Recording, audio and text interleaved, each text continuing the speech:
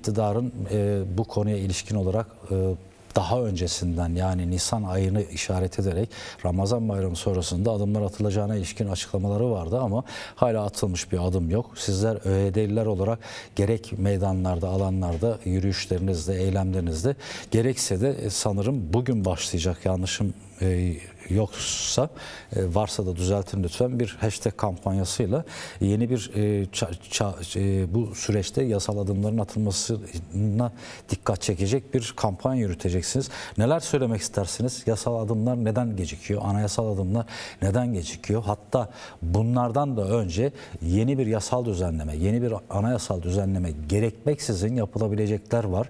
Sizler bunu hukukçu olarak çok daha iyi biliyorsunuz.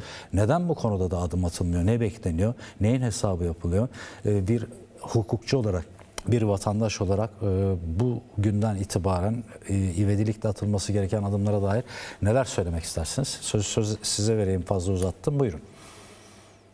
Ya, şimdi şöyle, işte 27 Şubat çağrısının üzerinden yaklaşık 14-15 ay geçti. Bu süreç içerisinde özellikle silahlı örgüt üzerine düşen bütün sorumlulukları yerine getirdi. Çünkü biz de takip ediyoruz. Şimdi bir silahsızlanma sürecinden bahsedildi. Bu silahsızlanma sürecine dair belli adımların atılması gerekiyordu. İşte PKK'nın kendini feshinden sonra silahların yakılması, daha sonrasında sizlerin de bildiği gibi Sayın Abdullah Öcalan'ın da ısrarıyla mecliste bir komisyonun kurulması, bu komisyonun toplumun tüm kesimleriyle yaptığı görüşmeler neticesinde ortaya çıkardığı bir rapor söz konusu. Ve bu raporun özellikle sonuç kısmında 37. sayfasından sonraki öneriler kısmında şöyle bir ayrım yapılıyor.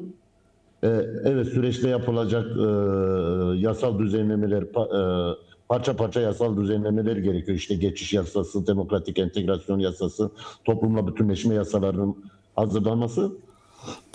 Ama bütün bunlardan önce mevcut herhangi bir yasal düzenlemeyi gerektirmeyen uygulanması gereken işte Anayasa Mahkemesi kararları var. Avrupa İnsan Hakları Mahkemesi kararları var. Bu Anayasa Mahkemesi kararlarının uygulanmaması, Avrupa İnsan Hakları Mahkemesi'nin kararlarının uygulanmaması, bugüne kadar umut hakkına dair herhangi bir adımın atılmaması, ki bunların hiçbirinde özel bir yasal düzenlemeye gerek olduğunu düşünmüyoruz biz. Evet. Umut hakkı açısından evet. O da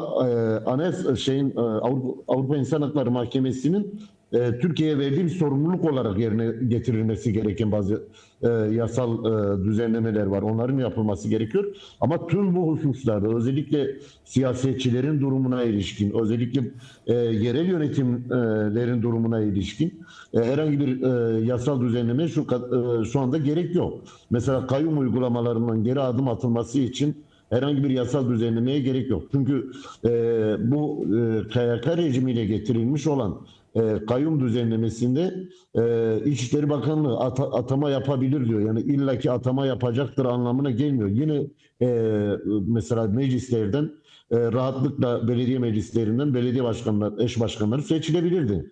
Ama bugüne kadar baktığımız zaman bırakın yasal düzenlemeleri, herhangi bir yasal düzenlemeyi gerektirmeyen meselelerde iyi niyet adımları dediğimiz adımların hiçbirinin hükümet tarafından atılmadığını görüyoruz.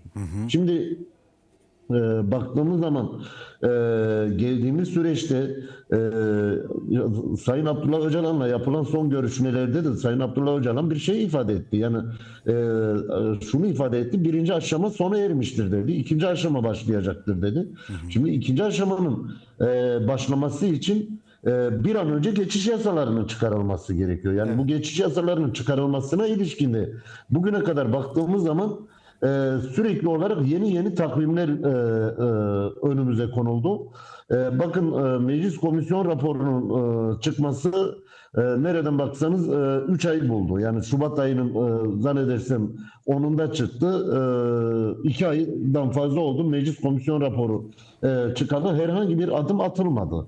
Sürekli olarak işte şu bayram geçsin, işte çıkmaz ayın ilk perşembesi biz bu işi yapacağız tarzı e, bir güvensizlik de yaratan bir siyaset zemini söz konusu. Yani bu siyaset zemininin bu işi daha ciddiye alması gerekiyor. Yani çünkü baktığımız zaman 100 yıllık bir sorunun çözümünden bahsediyoruz. 100 yıllık bir sorunun çözümünde bu kadar işi şeye bırakmak, geriye bırakmak, bazı meseleleri atıya bırakmak aynı zamanda sürecin enfekte olması tehlikesiyle bizi karşı karşıya bırakıyor. Çünkü bu biraz neye benzer biliyor musunuz üstadım? E, Bu bisiklete benzer. Yani bisiklette siz pedal çevirmeyi bıraktığınız anda bisiklet devrilir. Pedalı sürekli çevirmek gerekiyor. Pedalı ama pedal tek taraflı olarak çevrilecek bir pedal değil. Çift taraflı olarak bu pedalın çevrilmesi gerekiyor ki bu bisiklet devrilmesin. Ama baktığımız zaman daha önce başka bir ifadeyle işte ne deniyordu? İşte barış çift kanatlı bir kuştur. Tek kanatla uçmaz deniyordu. Şimdi baktığımız zaman barışın bir kanadı sonuna kadar açılmış vaziyette ama öteki kanadında herhangi bir hareket göremiyoruz. Yani bu barış kuşunun uçabilmesi için her iki kanadın da organize bir şekilde ve birbiriyle gözetecek bir şekilde açılması ve o barış kuşunun birlikte uçurulması gerekiyor. Bir an önce şu anda geçiş yasalarına dair evet mecliste belli tartışmalar yapılıyor. Temmuz ayında deniliyor.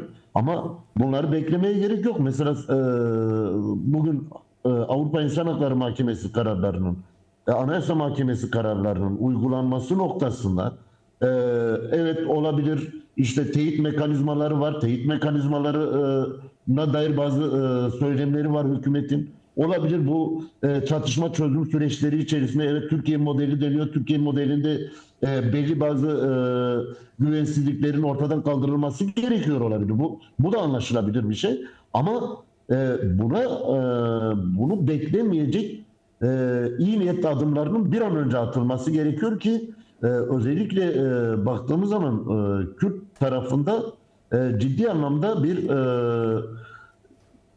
güvene dair bir sürece dair bir güven eksilmesini görüyoruz. Özellikle Kürt halkında bu noktada hükümetin elini çabuk tutması gerektiğini düşünüyoruz. Bu akşam bizler Özgürlük İçin Hukukçular Derneği olarak da bu yasal adımların, yasayı gerektirmeyen adımların, iyi niyet adımlarının bir an önce atılması için bir hashtag çalışması yapacağız. Doğrudur efendim. Peki değerli Veysel Eski, siz de açıkladınız, anlattınız. Bayramdan sonra denildi, Nisan ayında denildi, Nisan ayını bitirmek üzereyiz. Hala iktidarın bu konuda somut bir adım atmamasının sebebini neye bağlıyorsunuz? Yani ne olabilir? Şimdi kuşkusuz müneccim değiliz, direkt tespitte bulunamayız yani şundan bundan dolayı ama belli ki bir hesap kitap içerisindeler. Yani bu ayak sürçmenin, ipe un serer tavırların işte teyit ve tespit deniliyor. Teyit ve tespitse zaten gerillalar tüm Türkiye sınırları içerisinden çekildi. Ben yayının başında hatırlattığım gibi sizle bağlantı kurmaya çalışırken kısa bir özet vermiştim. Hatta onunla da yetinilmedi.